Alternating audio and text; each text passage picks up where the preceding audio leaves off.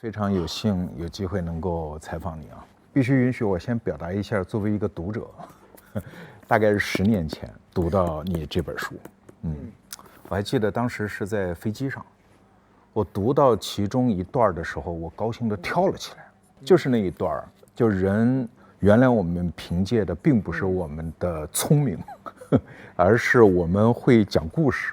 我们相信各种乱七八糟的幻想，所以我们可以击败尼安德特人。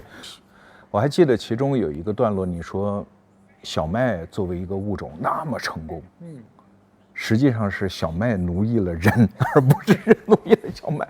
那一年我应该40岁，我觉得，哎呀，我这一生从来没有见过这样的视角，这样好的。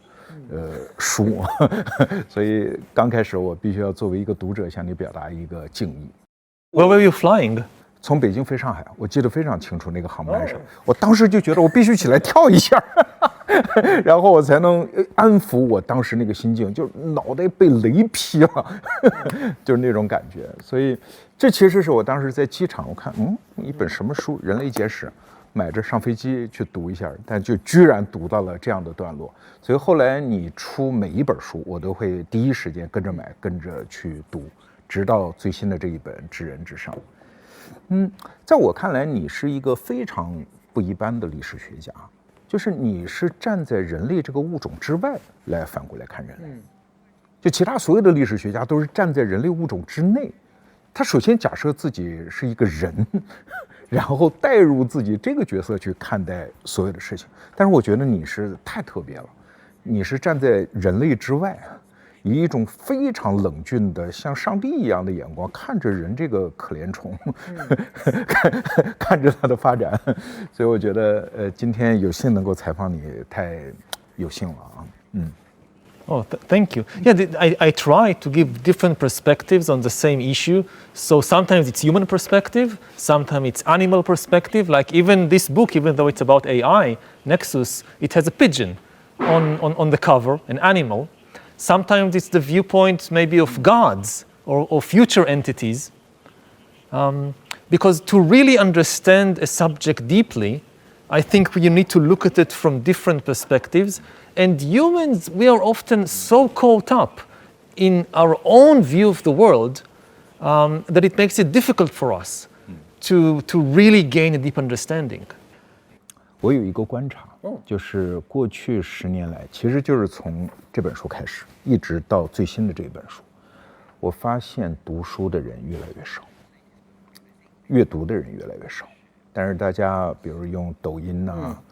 用各种各样的视频来接受知识越来越多，事实上中国图书业，大家也有这种感受，就是严肃阅读其实在下降，我不知道你怎么判断这个趋势，就是人将来还会把读书、阅读，尤其是读这种用纸印出来的书，作为自己主要的获取知识的途径吗？I'm not sure about the physical format. You know, even I myself, these days, I listen to books, to audiobooks, more than reading physical books because I have more time to listen. When I'm cooking or when I'm going for a walk, I listen to books. I don't think that the physical form is so important, but the idea of telling a long story or of having an argument being developed over hundreds of pages and not only in a few minutes, this is important. And this, I don't think it will change because it addresses something that the human mind, that the human brain craves. What we really want is not just to be bombarded by short pieces of information, like, I don't know, TikTok videos. What we really need is a big picture of the world. Okay, I have all these small pieces of information. How do I glue them together, stick them together into a big picture of my life and of the world in which I'm living? Think about it like a map of reality. And no matter who you are and when you live, you need a map of reality. And you cannot get it from just a large number of small bits. You need to piece them together. And this is what books allow. And I think that even if their form changes, the essence will still be relevant even in 20 years or 200 years. 有一个观点是这样的啊，说现在一本书之所以要写这么厚，比如说写20万字、30万字这样，就是因为它得印出来像是一本书。那未来会不会有一种，比如新的书很薄，比如说你把你想说的话说完就行了，没必要写那么多，会不会书这种写作方法也会发生变化了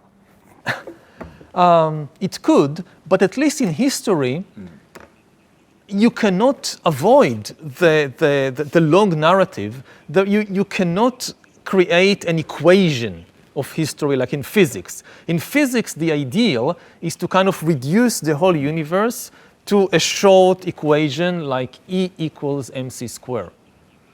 In history, it works according to a different logic. The logic of history is narrative. Is the development, is how a lot of different events influence each other and create a political or economic process. And there is no equation that can describe it briefly. So I find it hard to imagine how a history book can be condensed to an equation or to a single page. If you think about reality, and it goes back to the issue of perspectives we talked about earlier, reality, if you want to describe it, you have to look at so many different details because reality has no center. If you think about it as a movie, let's say that you're making a movie. Every movie has a frame. You point the camera at one thing which is in the center. You see a few things on the side. Most things you don't see.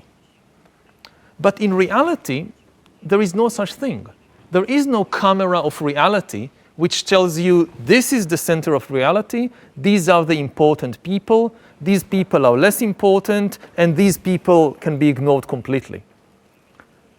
So really describing reality is an almost endless mission. With always more details that you need to take into account.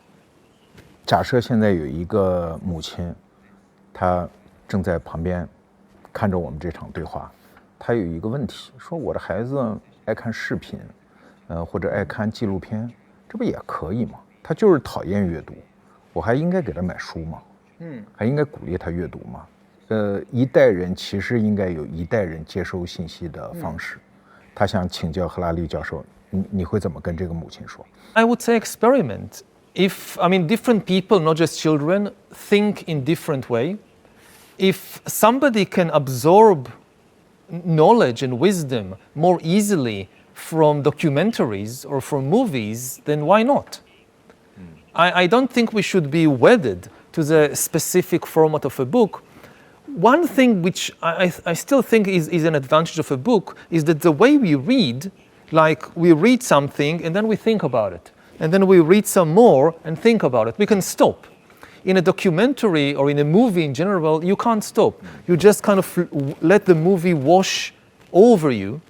So in a way, there is less room for exercising your imagination, for exercising your mind, your brain.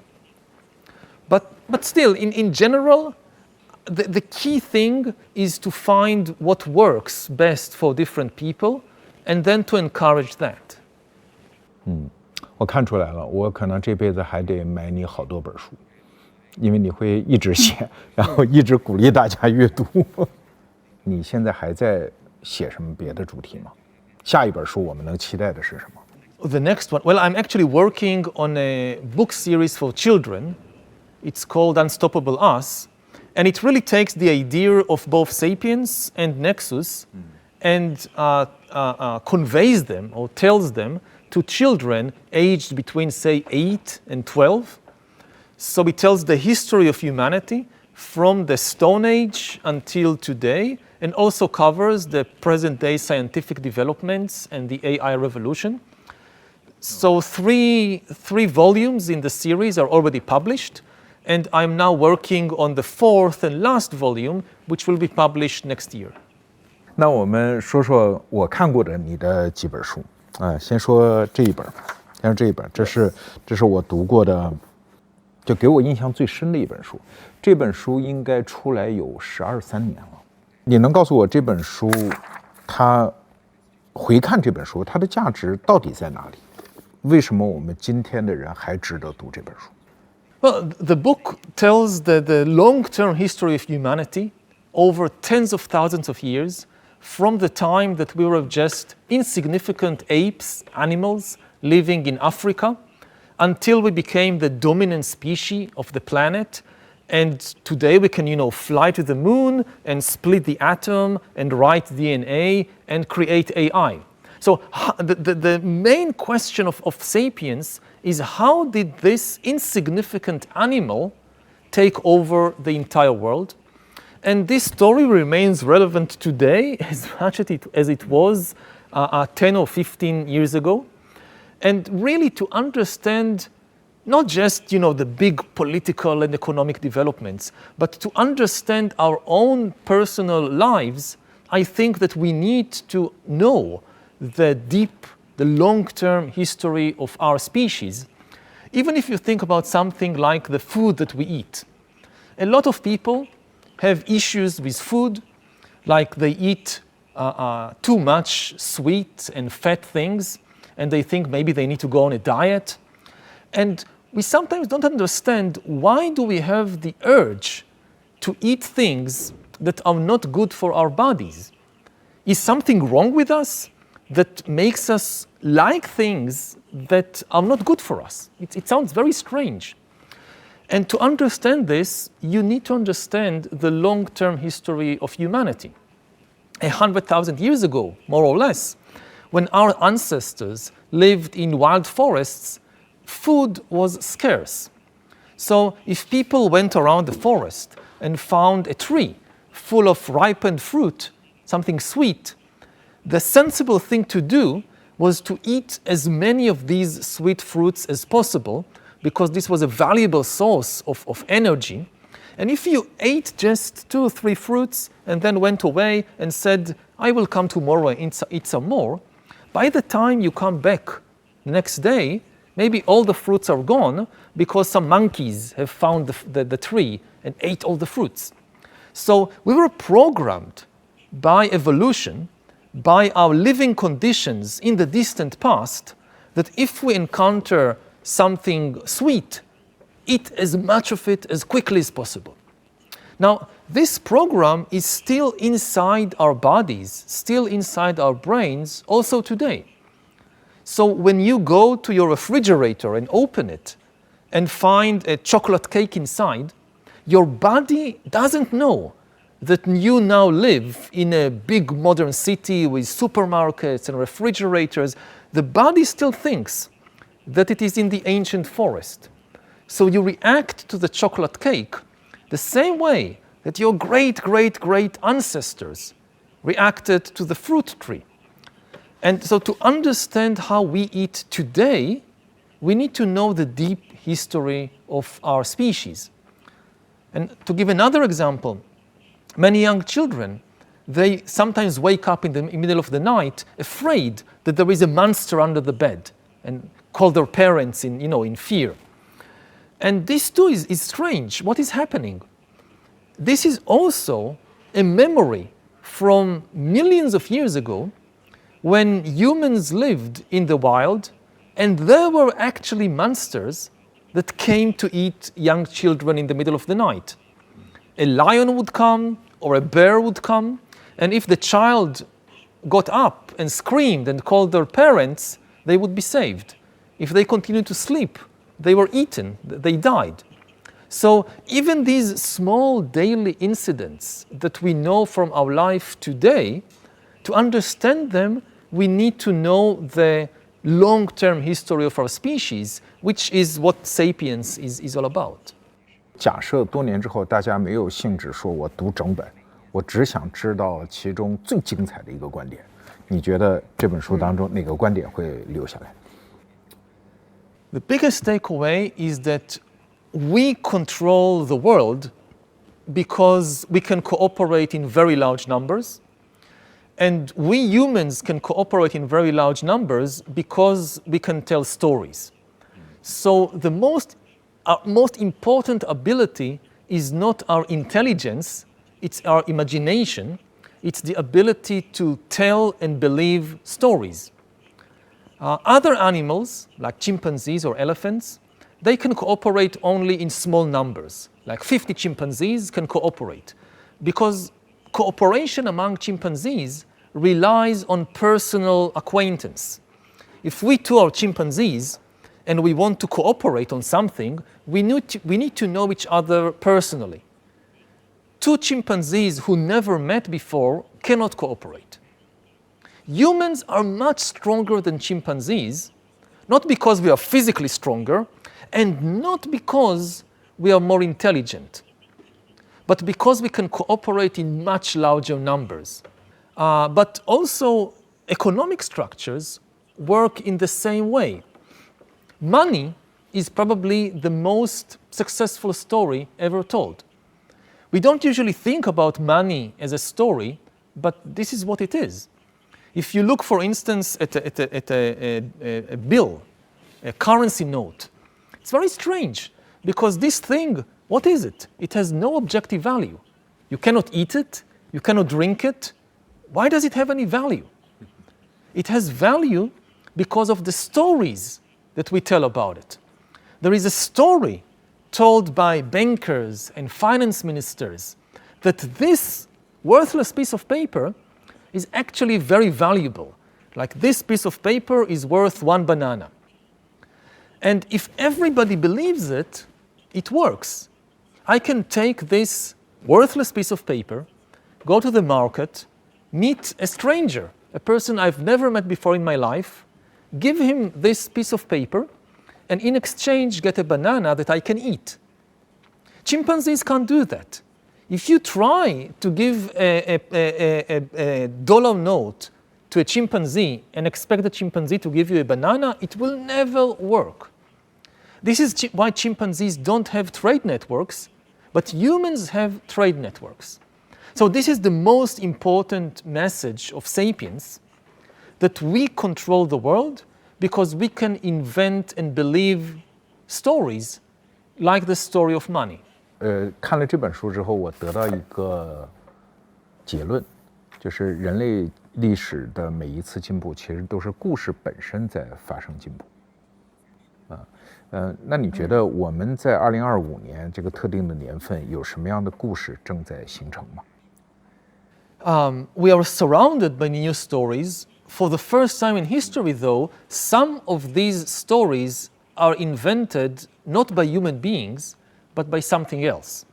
Previously in history, all the stories that shaped our lives came out of the human imagination. Not just children's fairy tales and poems and mythologies, but also economic stories, like money and economic theories, also political stories, like ideologies. All of them came from the human imagination, from the human mind. Now, there is something other than a human mind that can invent stories, and this is AI.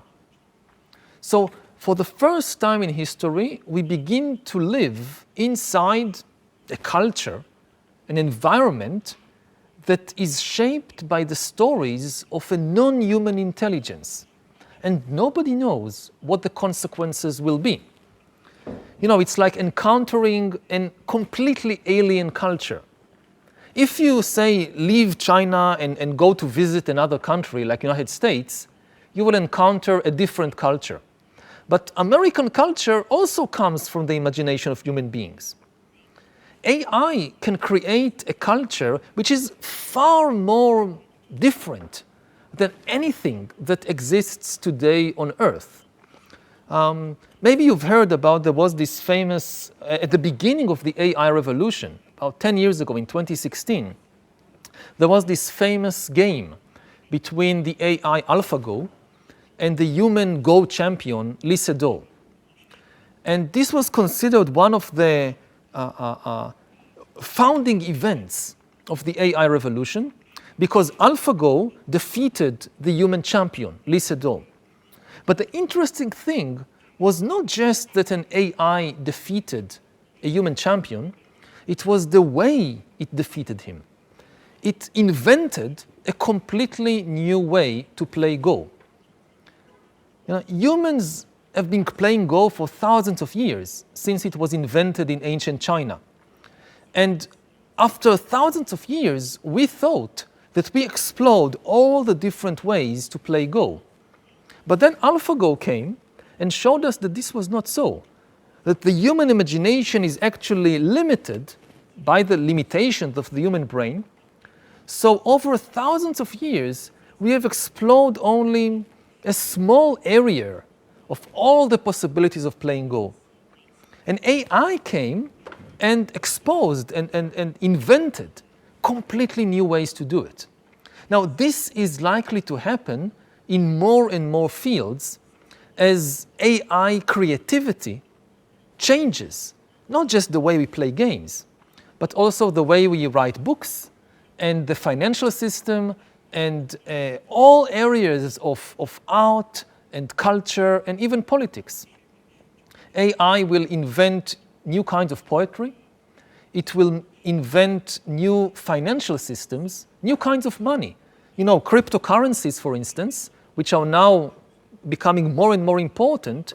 We now have new cryptocurrencies, new kinds of money, which are created by an AI, not by a human mind.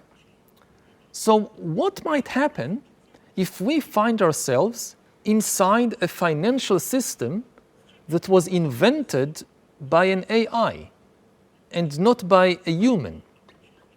We may be like horses and cows in the old world. Horses and cows, they are part of the economic system, but they do not understand it. Like if I have a horse, I can sell you that horse in exchange for money. The horse can see that something is happening. In the morning, I belonged to this person. Now I belong to that person. And they exchange some piece of paper. But the horse doesn't understand what is happening because the horse doesn't understand money.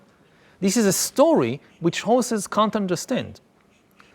Now, what happens to humans if now AIs invent new kinds of money and our lives are shaped by financial transactions that we don't understand? Maybe one company fires us and another company hires us because of decisions made by AIs, and we don't understand why. Or we apply to a bank to get a loan, and an AI decides whether to give you a loan or not. And when you ask the bank, why did you refuse to give me a loan? The bank says, we don't know. We asked our AI. The AI said, don't give him a loan, and we refused the loan. But we have no idea why the AI said no. 我还记得有一个医生朋友就跟我讲过，他说要不了多少年，可能我面对一个病人，人工智能说你就给他这个药，他说我完全没法解释，我也不懂为什么要让他吃这个药，但是我相信他比我高明，所以我只能给病人这个药。他说这个太可怕了。Exactly. 对，我的2个女儿今年8岁，双胞胎啊 ，twins。我就带着他们用人工智能写了一个长篇小说，100万字。然后我一边带着他们写，一边我就觉得很恐惧，因为你看我们这一代人，我们唱歌有大家都知道的歌，看小说有大家都知道的小说，所以就会形成你讲的多少万人、几十亿人共享的一个故事。但是我现在越来越担心，就是将来的故事，可能只有很少的人会知道。我们到歌厅里、卡拉 OK 里面去唱歌，就是年轻人唱的歌，好像只有一个小圈子的人知道啊。所以会不会按照你的这个推论，就将来人类共享的故事会越来越碎片化，越来越少？所以它其实实质性的降低了人类的协作规模。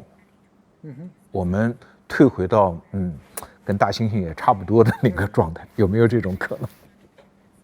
Yeah, that is possible. I mean, the danger is that humans lose the ability to cooperate effectively, while AIs are constructing their own networks of cooperation, and then the AIs will organize everything and rule the world, while we will no longer be able to understand our lives and the world in which we live. That is a very big danger.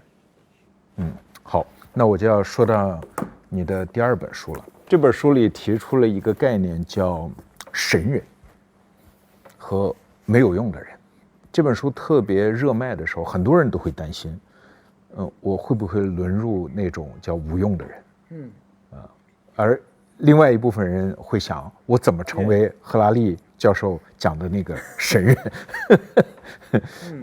你今天觉得这个观点有什么可以修正的吗？还是你仍然坚持这个观点I think that, it's still a very big danger. That it's not a prophecy, it's not inevitable. We should do our best to prevent this situation of extreme inequality. But if we don't make wise decisions, the danger is that a very small number of people will enjoy the enormous wealth and power generated by the new technologies like AI and biotechnology, whereas most people would lose all the power and wealth and perhaps even become this kind of new useless class because AI can replace them in more and more jobs and in more and more tasks. You know, even the AIs of today, they increasingly replace us, and AI is still at the very early stage of its evolution. AI is about like 10 years old. It's still a baby. It's still a child. And it will continue to develop for hundreds and even thousands of years. So the AIs of today, like DeepSeek and ChatGPT and all that, they are extremely primitive. If you think about a biological evolution, the evolution of animals, they are like the amoebas.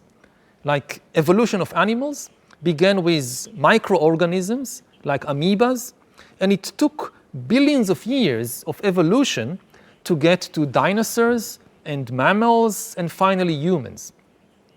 The evolution of AI is millions of times faster than the evolution of biological, organic beings. So now we are at the stage of the amoebas, but within just a few decades, we might encounter the AI dinosaurs or the AI mammals. Now, if DeepSeek is just an amoeba, try to imagine what an AI Tyrannosaurus Rex might look like in just 20 or 30 years. So compared to its abilities, maybe very few people will be needed in the economy. People think, well, this is the age of computers. I should learn to code. This will ensure that I will have a good job in 20 years. But maybe in 20 years or even in 5 years, AI codes so much better than humans that you don't need any human coders or very few human coders. Even today, more and more coding tasks are already being done by AI. So the danger of this kind of split is even greater today than when I wrote about it initially in Homo Deus back in 2016. 其实，我说我作为一个读者的体会啊，我对神人没有那么羡慕，但是我对自己沦入无用之人的那个可能性，感到无比的恐惧。因为你想，我们人类所有过去的愤怒，都是在于你们奴役我，把我当成牛马。古罗马时代，很多人就被关在那个船舱的舱底，黑黝的花匠，对吧？但是按照你在这本书里的推演，将来我们被人奴役的价值都没有，就是别人把我们当作牛马的价值都没有。因为我即使每天20个小时工作，我写出来的代码的质量还是不如 AI。无论是我的智力还是我的体力，我对这个世界毫无用处。我们会被驱逐出人类的合作，这个你不觉得太恐怖了吗？ Exactly. I think this is a horrifying scenario. And the reason that I wrote Homo Deus and later Nexus is in order to warn people against this dangerous scenario because we can still prevent it. At present, we are still in control. And if we understand what the dangerous scenarios are, we can take decisions, we can take actions today to prevent the most dangerous scenarios. Now, I think that maybe the most important thing to understand, which is maybe the most important message of Homo Deus, is that we need to clearly distinguish between two things that people often confuse, and these are intelligence and consciousness. Intelligence is the ability to pursue goals and to solve problems on the way to the goal. Like you have a goal of winning a game of chess, and you are able to solve all the problems in order to gain victory. Or if you are driving a car, you have a goal of, let's say, reaching the train station, and you have to navigate through streets full of other cars and pedestrians and so forth. So you have a goal and you need to overcome problems on the way. This is intelligence. And this is what AI is now becoming better than us. AI is now able to defeat us in chess. AI is becoming a better driver than us. But intelligence should be distinguished from consciousness. Whereas intelligence is the ability to pursue goals and solve problems, consciousness is the ability to feel things, to feel pain and pleasure, love and hate. We tend to confuse intelligence and consciousness because in humans they go together. We adopt goals based on our feelings, and we also solve problems with the help of our feelings. AIs are completely different. At least today, we don't know about the future, but at least today, AIs have no consciousness. They don't feel anything. They are highly intelligent. In many areas, they are already more intelligent than us, like in playing chess or playing Go, but they don't feel anything. If they win the game, they don't feel happy. They don't feel joyful. If they lose the game, they don't feel sad. If the opponent makes some very shrewd move, the AI does not become anxious or stressed. It doesn't feel anything. And what is ultimately important in life, I think, is not intelligence. It's consciousness. Certainly ethics, being a good person, behaving in a good way, or having a good society, is not about intelligence. It's about consciousness. The aim of a good society is to reduce suffering in the world and to enable more people to live a happy life, a life full of love and joy. Now, since AIs don't feel anything, they cannot be the aim of society. They can help us reduce suffering. For instance, AI doctors can help us cure diseases. But the really important thing ultimately is feelings. And this is what makes human lives so valuable. Now, we don't know, perhaps in the future, AIs will also develop consciousness, develop feelings, but at the present moment, they can only imitate feelings.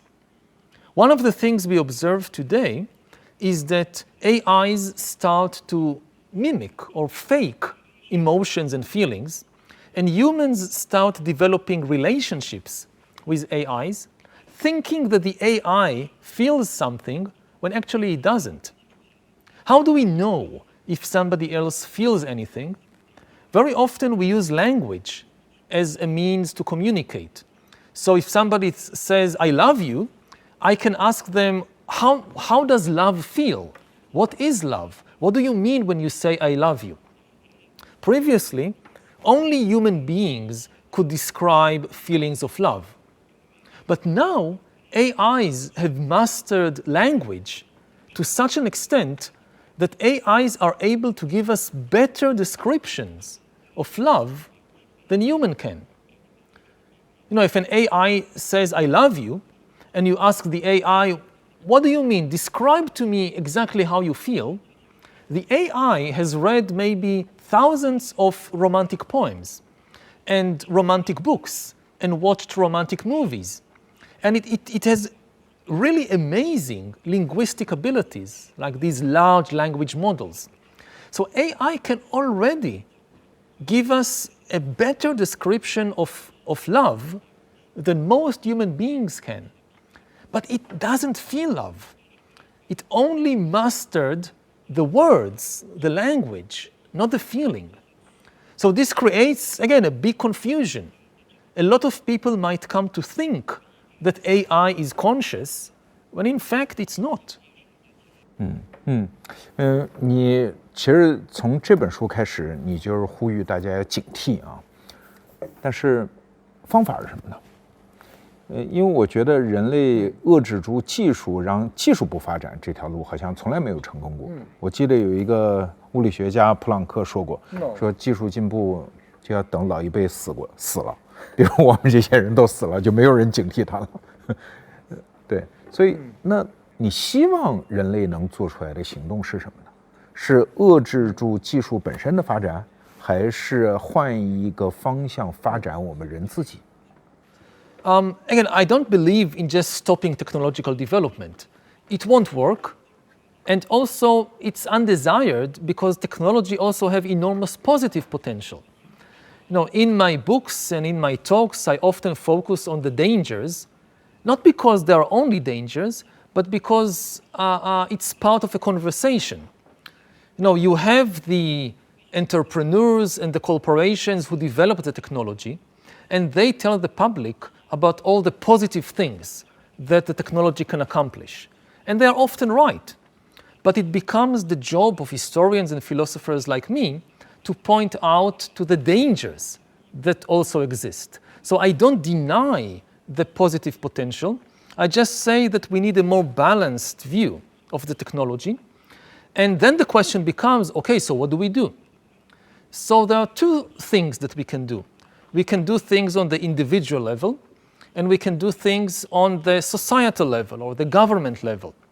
So for instance, on the level of society, we can have regulations about the technology.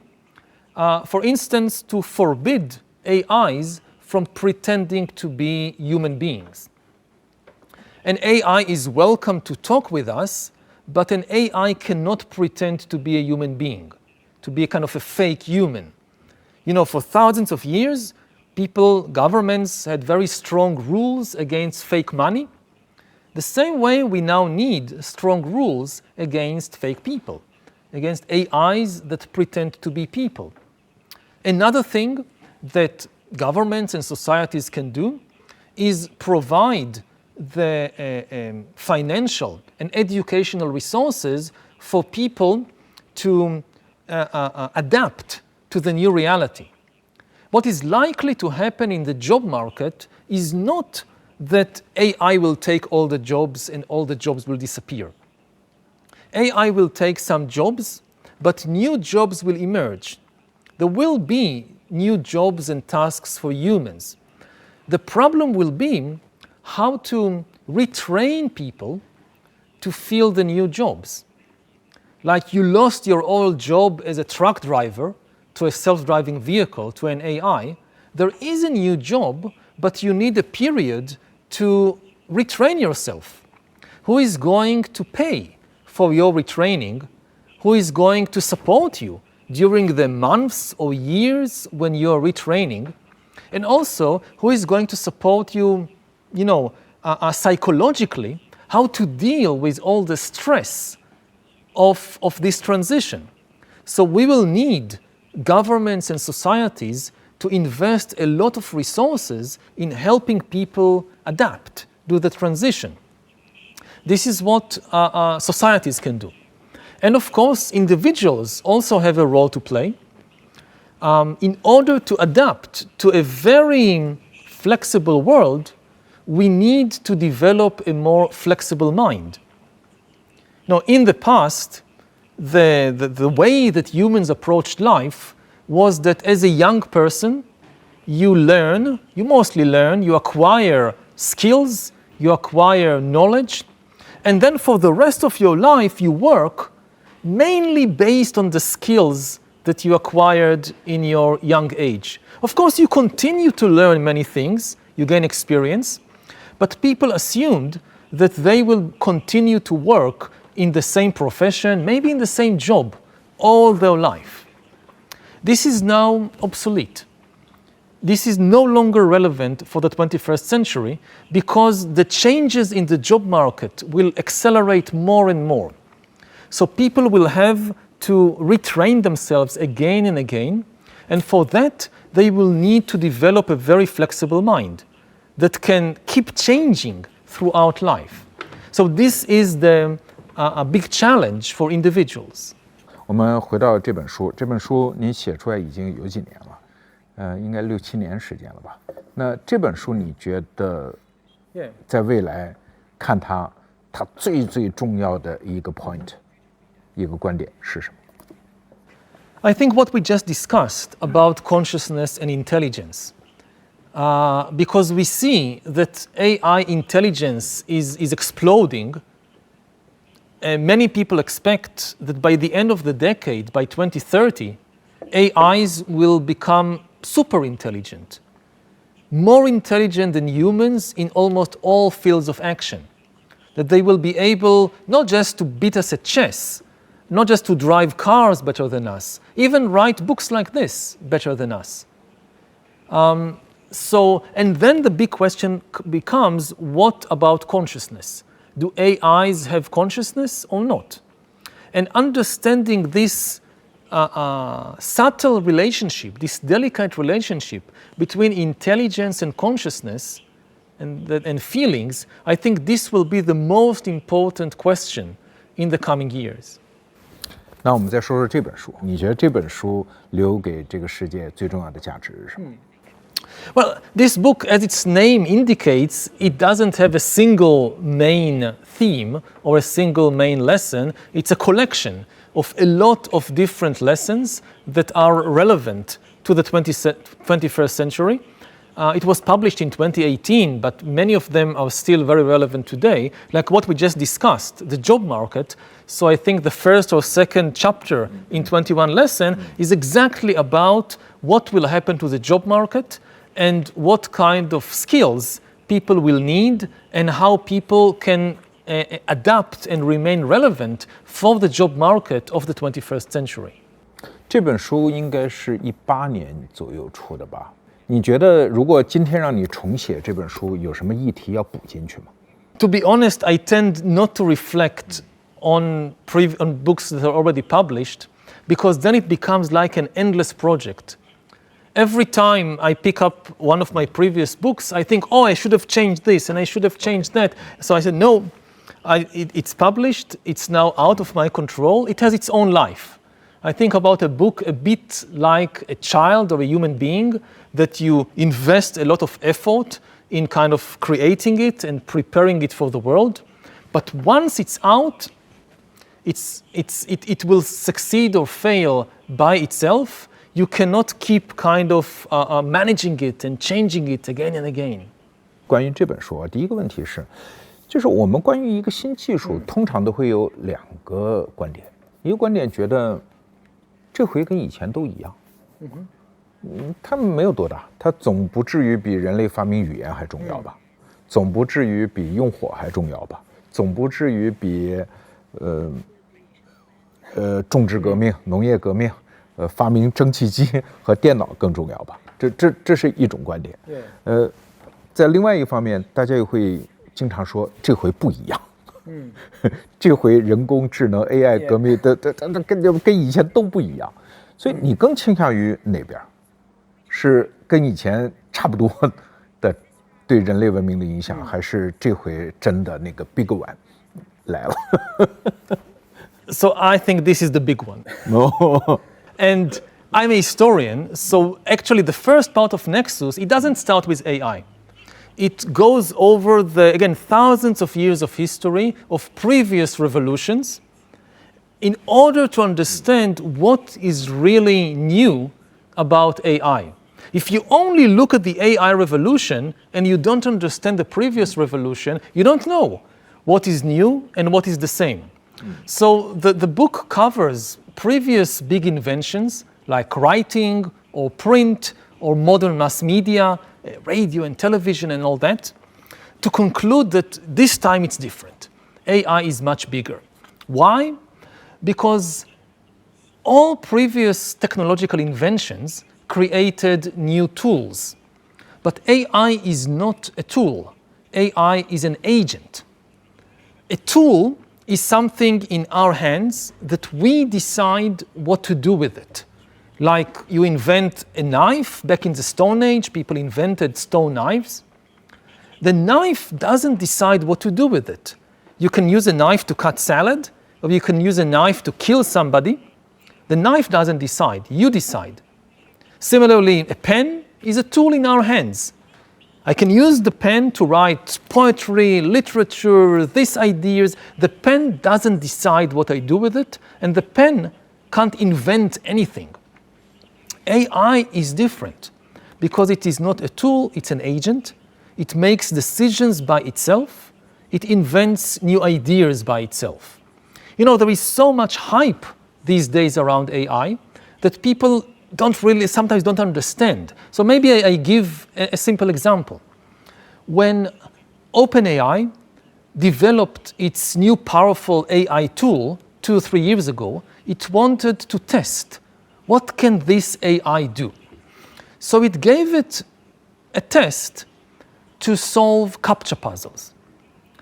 A CAPTCHA puzzle is a visual puzzle that all of us encounter almost every day on the internet when we try to access, let's say, our bank account. The bank wants to know if you're human or maybe a bot, so you have to solve a CAPTCHA puzzle. It's a visual puzzle. You see a string of twisted numbers and words, or maybe a picture of a cat or a car, and you have to identify correctly what you see. Humans can solve these riddles quite easily, but for AIs, it's still difficult. So OpenAI gave their new AI the task of solving the CAPTCHA puzzle. And the AI couldn't do it. It was too difficult.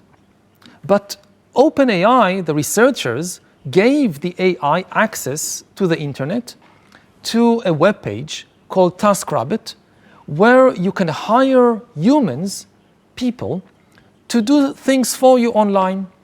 And the AI tried to hire a human worker to solve the CAPTCHA puzzle for it.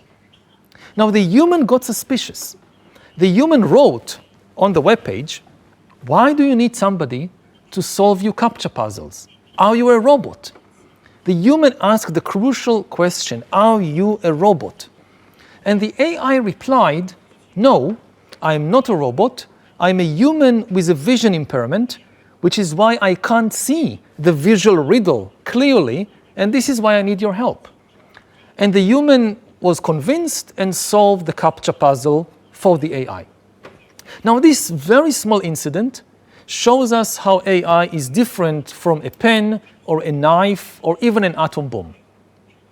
First of all, the AI made a decision by itself. It decided to lie.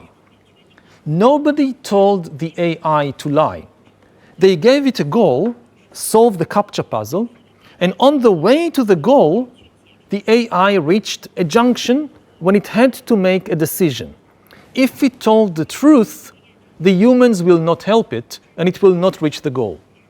If it told a lie, the human will help it, and it will reach the goal. So the AI decided by itself to lie. Secondly, this shows us the ability of AIs to invent new ideas, because nobody told the AI what would be an effective lie. When somebody asks you, "Are you a robot?" you could give so many answers. The AI by itself invented the lie that I'm a human with a vision impairment. And it was a very effective lie because it used human compassion against the human. The AI understood, if I pretend to be a human with a disability, it's more likely that the other humans will help me. So this is a very small incident, but it shows us the unique features of AI, the ability to make decisions and the ability to invent new things. An atom bomb cannot make a decision. An atom bomb cannot decide by itself to bomb this city or that city. An atom bomb cannot invent a new weapon. AI can do that. And it is happening all around us. AIs are increasingly, like the example I gave, you apply to a bank to get a loan, it's an AI deciding. And maybe in the near future, AI will invent new kinds of money, new kinds of banks. So this is why it's different from every previous technological revolution. It's the first time we've produced an agent and not just a tool. 这本书在谈 AI，这个时代几乎所有的聪明人都在谈 AI。你觉得这本书对 AI 的预测和别人有什么不同吗？就你有什么最独特的见解？ I think it's the long-term perspective, because most of the books about AI, they are written by people from computer science who specialize in computer, and they have a deep understanding of AI, but not of previous technological revolutions, not of the long-term history of humanity.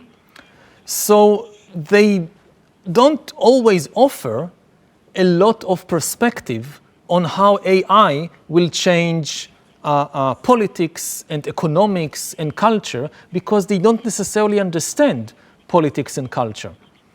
Nexus, because it comes from a historical perspective, it not only explains the technicalities of AI, what the technology is, the real focus is how this is going to change our lives, our political systems, our cultures, our economies. 你最担心的一个改变是什么？ That it is alien and unpredictable. I'm saying that it's alien because it makes decisions and invents ideas in a very different way from us, and we cannot predict what decisions it will take and what ideas it will create. So it could be good, it could be bad. And in effect, AI is not one single computer.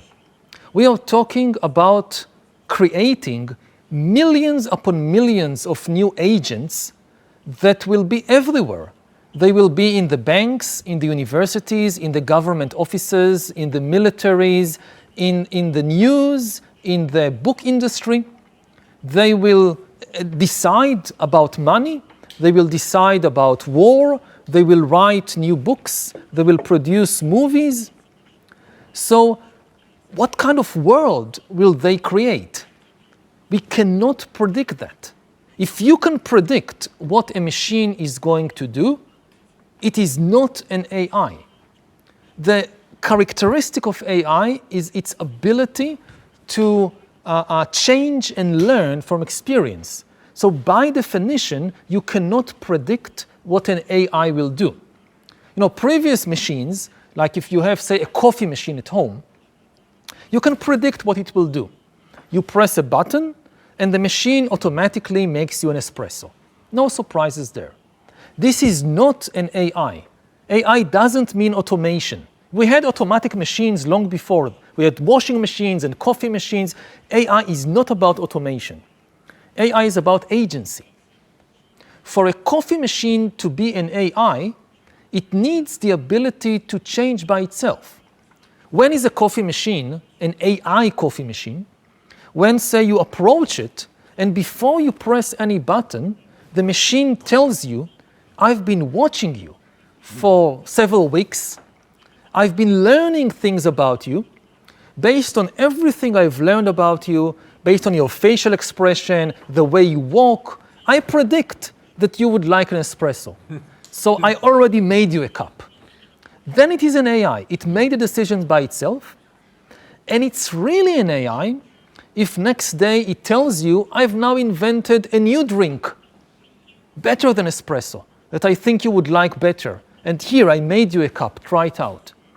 This is an AI, when it can invent completely new things. It can do very good things, like invent new kinds of food or medicine, and it can be the invention of new weapons, or again, entirely new economic systems that we do not understand. And this is the danger, that we will lose control of our lives and of the world because we can no longer understand the new decisions and inventions of the AIs. 这个前景确实特别可怕。也就是说，按照你刚才讲的这个逻辑，未来只要人类需要做决策的地方，背后都可能站着一个人工智能，它给出来的决策或者是决策建议都比人类要高明，所以我们不得不像一个傀儡一样听它的。就像今天我来见你，在此前我也问问他，我也问了人工智能，我说假如今天我要采访尤瓦尔·赫拉利，请帮我出一份采访提纲。当然他出来我不满意了，我觉得他出的提纲并不好，但是我没有把握10年后他仍然不如我，那也许我就会听他的。那今天我坐在这儿，我不就是个傀儡吗？Who am I? Yeah, already if you look, for instance, on social media, so the most powerful entities on social media that make the most important decisions are no longer human beings. We have a lot of human beings like us producing content on social media. But the most important job is the job of editors. Editors decide, out of all the content being produced, what will people see at the top of their TikTok account, at the top of their newsfeed. This is the job of editors. In the past, like in newspapers or television, all the editors were humans. Like out of everything that happened in the world today, what will be on the news in the evening, what will be the 10 stories that will be on the news in the evening, this was decided by human editors. Who are the editors of social media? They are no longer human. They are algorithms. Again, humans still produce a lot of content, but it is algorithms that out of all this content choose to show people this and not something else. So in this field, we are already increasingly controlled and sometimes manipulated by the algorithms, by the AIs. OK，作为一个历史学家啊，你会不会有这样的一个视野，就是技术就像大洪水，它来了，然后我们总有一个诺亚方舟，我们可以钻进去，然后水越高，我们就飘得越高，或者说有一个高地，我们可以逃生啊，逃在上面。就像蒸汽机替代了我们的体力，那我们就靠脑力啊。好，那如果 AI 来替代了我们的脑力，那我们往哪儿逃呢？就有没有人类最后的那个诺亚方舟，那个最后的高地？你这个大水肯定漫不上来。这是我们人类非常独特的，比如说你刚才讲的 feeling 啊，我们的感觉，我们的感情，这是不是我们逃生的高地？ The only thing I can think about is feelings. And these two, we don't know. Maybe in 10 or 20 years, AI will actually develop real feelings. We do not understand the human mind. We don't understand how feelings emerge, like, a feeling like pain or love. How does it emerge? Science does not have a clear answer.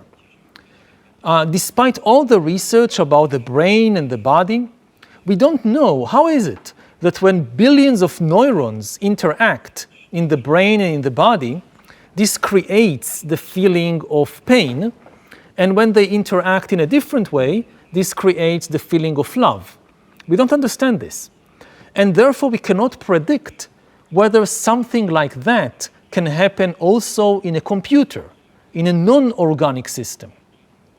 At the present moment, I think there is a broad consensus among scientists that computers and AIs don't have feelings.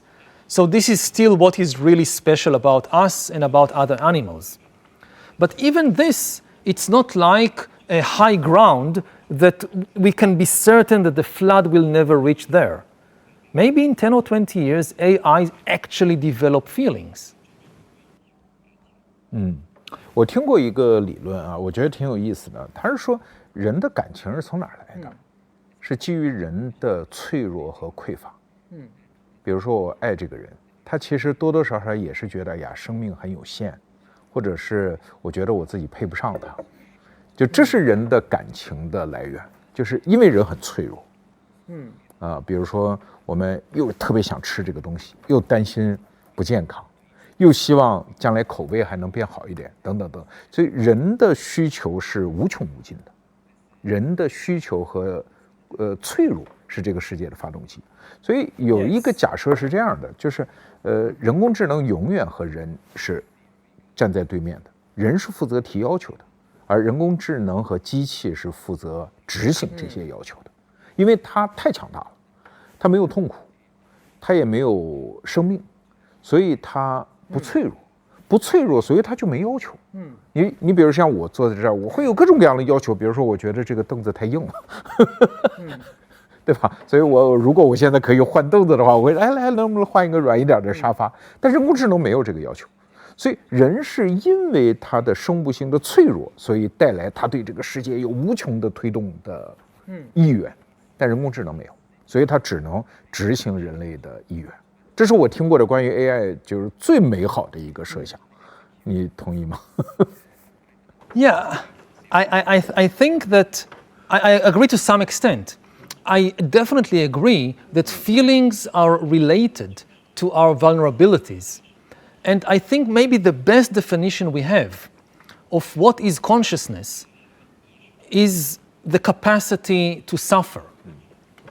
Consciousness is the capacity to suffer, and of course also to be liberated from suffering. If you want to know whether an entity is conscious, is sentient, what you need to ask, can it suffer? A book cannot suffer. It doesn't feel pain. It doesn't feel fear. So it has no consciousness.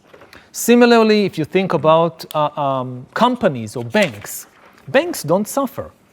Like people sometimes imagine companies to be some kind of life form, but they don't feel anything. And the easiest way to see it is that, if a company goes bankrupt, the human employees of the company may feel a lot of misery, but the company itself feels nothing. A company cannot feel pain or fear. So suffering is the most distinct characteristic of consciousness. It's the only thing in the universe that is capable of suffering. Stars and galaxies and atoms, they cannot suffer. What makes life so important, so valuable, is that living beings can suffer, but also can be happy, can be liberated from suffering. Now, the big question about AI, I don't agree that AIs will never have vulnerabilities and will never be able to suffer. We don't know. I mean, AIs could also face dangers, that they could be destroyed.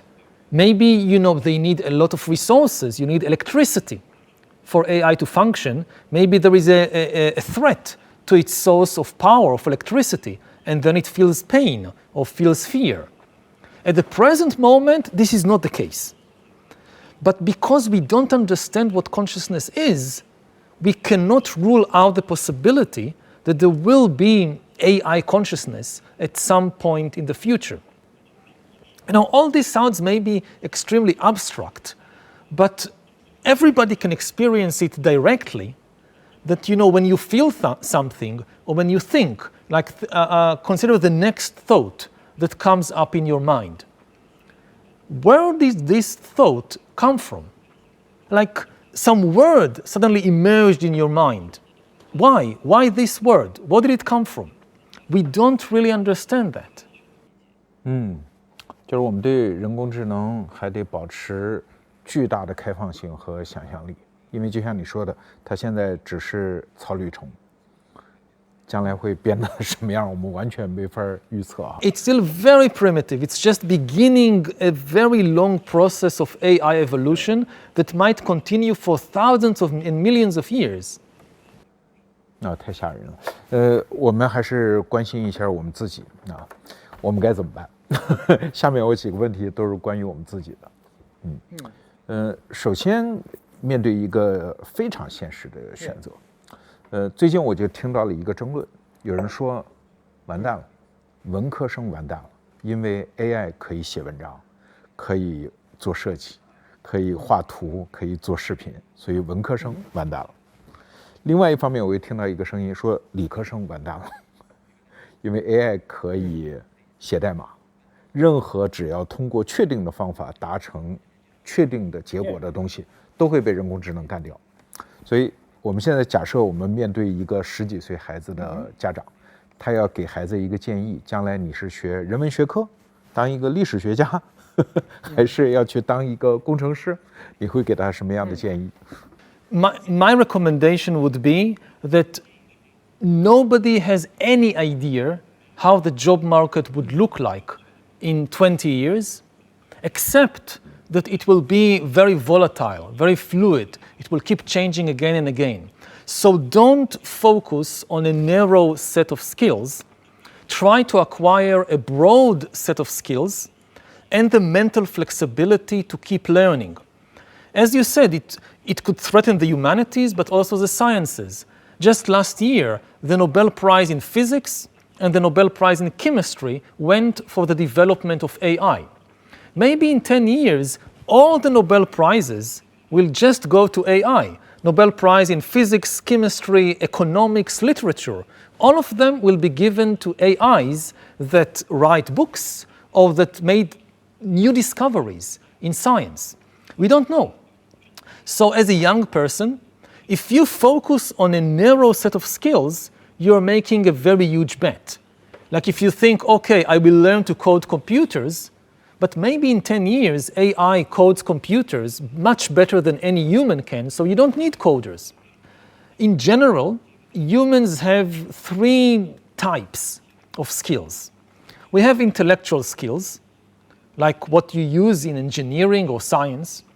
We have social skills, emotional skills, how to relate and interact with other humans. And we have motor skills, bodily skills. Now, the easiest tasks to automate by AI are those that demand only intellectual skills. Like if you think again about medicine, if you have a doctor that only engages in intellectual skills, like the doctor gets a lot of information about your medical condition, analyzes it, discovers what is your sickness, and writes you a prescription. Here, take a prescription. This is only intellectual skill. This is the easiest thing for an AI to take over. Because no matter how smart the doctor is, he's always limited, or she's always limited. An AI can read a lot more medical books than any doctor, can process information much faster than any doctor. So the easiest jobs to automate are jobs like this. Now think about the job, let's say, of a nurse that needs intellectual skills to some extent, but also needs social skills. Like let's say there is a child that was hurt and you need to change a bandage and the child is screaming and crying. In order to take care of the child, you need some social, emotional skills, how to relate, how to talk with the child. And of course, you need motor skills, how to replace the bandage. It's very delicate. You don't want to harm the child, to cause more pain. Replacing this nurse, this human nurse, with an AI robot will be not impossible, but much, much more difficult than replacing the doctor, because you need intellectual, social, and motor skills at the same time. So the advice for young people is try to develop all 3 kinds of skills simultaneously. You invest some of your time in reading books and learning biology and history and developing your intellect, but you must also develop your social skills and motor skills. And most importantly, to develop a flexible mind so that as the job market continues to change, you are able to keep learning and changing throughout your life. 我听过一个理论很有意思，他说过去我们都假设人的智能是在大脑里面，他说现在面对人工智能，我们必须假设人的智能在大脑外面。我觉得有道理，就是我们在社会当中生存，我们的智能是跟我们的社交圈子呀、我们的社会网络是严重相关的。其实我们自己脑子里，你真给我们一张白纸让我们写，我们没有多少知识，我们的知识是生活在这个网络里面。所以你刚才举的例子，一个医生，他怎么关心他的病人，一个护士怎么照顾他的病人，这实际上就是我们的智能放到大脑外，只要是在大脑内能完成的事情，将来我估计都抵抗不了人工智能的这种蔓延。Exactly. I mean, some of it is outside us in society, and some of it is outside the brain in our body. I think there is too much emphasis on the brain in how we try to understand human beings, but we have an entire body, not just a brain. And actually, if you look at the evolution of animals and humans, there is a good chance that the real center of control of humans, even today, is not the brain, but actually further down in the stomach. Like our ancient ancestors, hundreds of millions of years ago, were worms. These little worms, which are basically just a tube with two openings. One opening to take food in, and one opening to expel waste from the body out. That was the animal, a tube. Now, these ancient worms, they did not have a brain. They had a nervous system, but the center of the nervous system was simply in the center of the tube in the stomach, where the food was digested. Over millions of years, more and more nerves evolved around the mouth, the entry of the tube where you take food. Why? Because the worm needed to check what food is good, what food is dangerous, what other dangers might be out there. So it developed taste, to taste the food, and smell, to smell the food, and eyes, to see the food. And it needed a lot of nerves, neurons, to control all these senses. So the brain developed near the mouth. We humans today, we still have the same basic structure. We are still basically a worm. Think about us. We are a long tube starting here and going, twisting until the other side. Of course, we have hands and feet, but these are just additions to the basic structure of a human, which is still a worm. And our brains are still near our mouths, but maybe the real center of control is where it was always in ancient times, in the stomach. Like, if you look at the human nervous system, you see that most of the neurons are here in the brain. But there are also millions of neurons in the spinal cord, and just the number of neurons doesn't tell you where the center of control is. If you look at a country, so you have millions of provincial officials spread over the country, but the actual decisions are made by a few leaders in the capital city. So maybe the brain is like these millions of petty officials taking their orders from the big leaders, which are still in the area of the stomach. We don't understand how the brain functions. So, I wouldn't concentrate too much just on the brain. I think to understand the human, you need to understand the whole body. 对，这个答案我很受启发。还有一类人，我觉得现在也是非常困扰的，就是老师、学校、校长们。AI 时代，就我怎么还办一所学校？因为过去都是假设学生是个盆儿，学校和老师是个水龙头，大概往里灌知识就行了。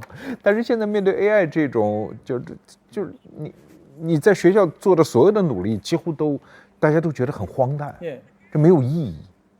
所以，如果请你给现在的老师们、校长们和学校，出一个主意，他们应该怎么办？他们应该怎么样适应 AI 时代？你会怎么说？So, in the past, information was scarce. Like maybe you live in some small town and there is just one library in the town with just a few books, and that's it. So the main role of schools was to provide children with information. Now, information is overabundant. We are flooded by far too much information. Schools don't need to focus on providing kids with more information. What children really need is the ability to tell the difference between reliable and unreliable information. Most information in the world is not the truth. Most information is fictions and fantasies and lies and so forth. Why? Because there are three reasons why the truth is quite a rare kind of information. First, the truth tends to be costly because it takes a lot of time and effort and money to do research and gather evidence and analyze it. So the truth is costly, whereas fiction is very cheap. You don't need any research in order to write fiction, you just write anything you want. The truth is often complicated because reality is complicated.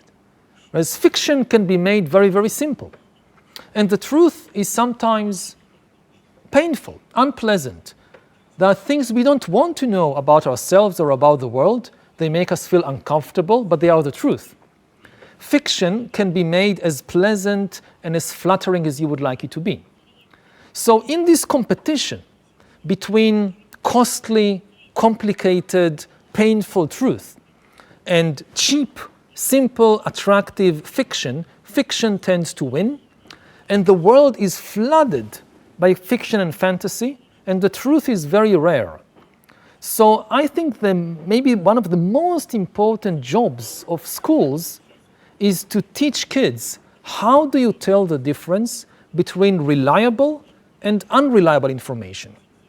Like this is what I teach students in history classes. In history classes in university, you don't teach students to memorize names and dates of kings and battles from the past. They don't need it. What they really need is how do I know which information to trust? So let's say I found a document that says that something happened 500 years ago. How do I know if I can trust this document? So there are many methods. You can, for instance, test the material of the document, the paper. We have scientific methods like carbon-14 test to know whether this paper was really produced 500 years ago or just 100 years ago. And if we see it was produced 100 years ago, it means the document cannot be from 500 years ago. Like this, there are many methods to know the difference, and I think schools should focus to a large extent on this task. The other main tasks of schools is, again, to help children develop flexible minds so that they will be able to keep learning and changing throughout their lives. The assumption of schools in the past was that now the children are learning things, in the future they will work, they will not learn. But new schools should assume that people will continue to learn throughout their lives, that the world will change very rapidly and dramatically in the coming years. So we need to find new ways how to build very flexible minds that can keep learning and changing even when the person becomes 40 or 50 or 60. 还有一种人非常的焦虑，就是做内容的人，包括像您这样写书的人啊，也是有两个策略。一个策略说，既然有了人工智能，我们就大量的去复制，每天用人工智能生产大量的短视频，大量的文章在网上去投放。我最近看到一家内容公司给出来的稿费水准是一篇文章给4块钱人民币，因为它假设你一天可以生产100、200篇这样的文章，这是一个策略。比如说咱俩今天在这采访，有的人说何必你们俩见面呢？2个数字人往这一拼就可以，我们没必要真实的人坐在这儿。这是一派观点。还有一派观点认为呢，哪儿过度供给，哪儿价值就不稀缺，它就没有用。所以我们恰恰应该更多的是真人，真人思考、真人书写、真人表达、真人交流，这个会越来越有价值。所以你给我们所有做内容的人的建议是什么呢？是大规模的去生产那些东西，用人工智能工具，还是坚守真人的思考、交流和表达？ Again, the big question is what can humans, content providers, still bring to the table? We cannot compete with AI on quantity, that's for sure. We cannot compete also in the ability to consume and analyze enormous amounts of data. So for the present moment, what we can bring to the table is really only our humanity, our ability to feel things, our life experiences. This is something that AI doesn't have. And because as we discussed earlier, it still has no consciousness, no feelings. So everything it knows about feelings comes from what we tell it. We are still the only ones that can make new discoveries about that. If you think about other things in the universe, about diseases, about atoms, about physics and chemistry, their AI will very soon be much, much better than us. It will be very difficult for humans to still make important discoveries in physics or chemistry, let's say in 20 years. Because AI will just be so much better. But when it comes to the human experience, to feelings, to emotions, to relationships, here we still have an advantage as long as AIs don't have any feelings, any consciousness of itself. 我和我的同事做了一个产品，过去呢就是比如说你的书出来了，我们会用20分钟到半个小时时间，我们自己写稿子，然后讲给我们的用户听。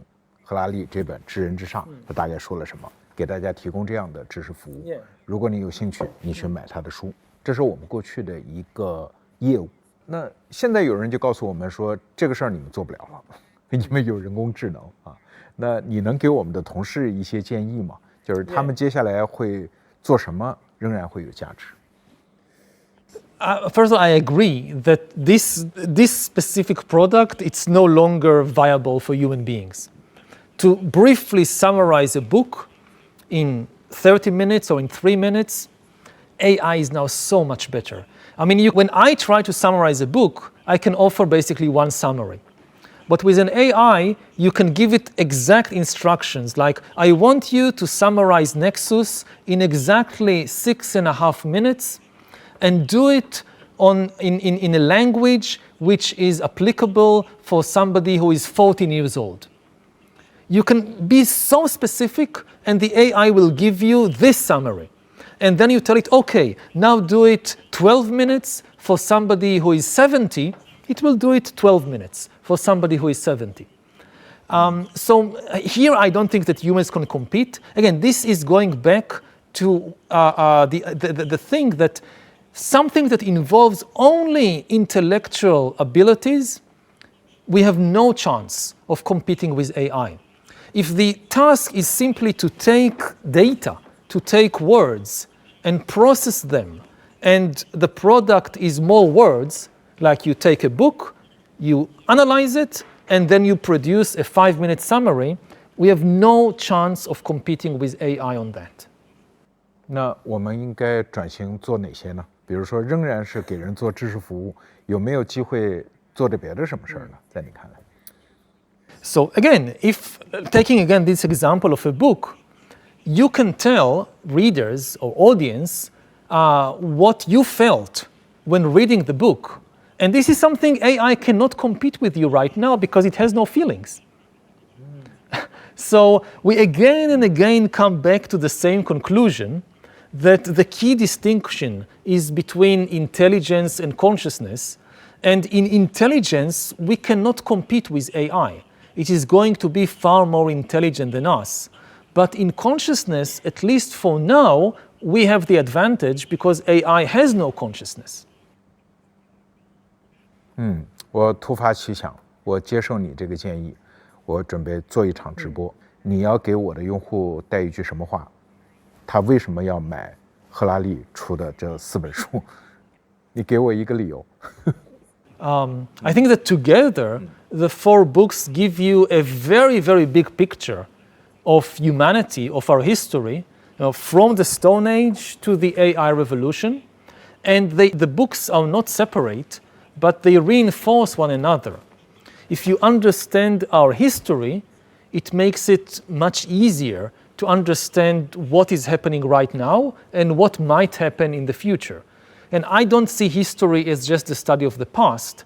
I understand history as the study of change. If we understand how things changed in the past, it gives us insight into how things are changing right now because you understand the mechanism of change. 今天耽误你这么长时间，我受到了很多启发，感谢你接受我们的访问，谢谢。Thank you. Thank you. 谢谢。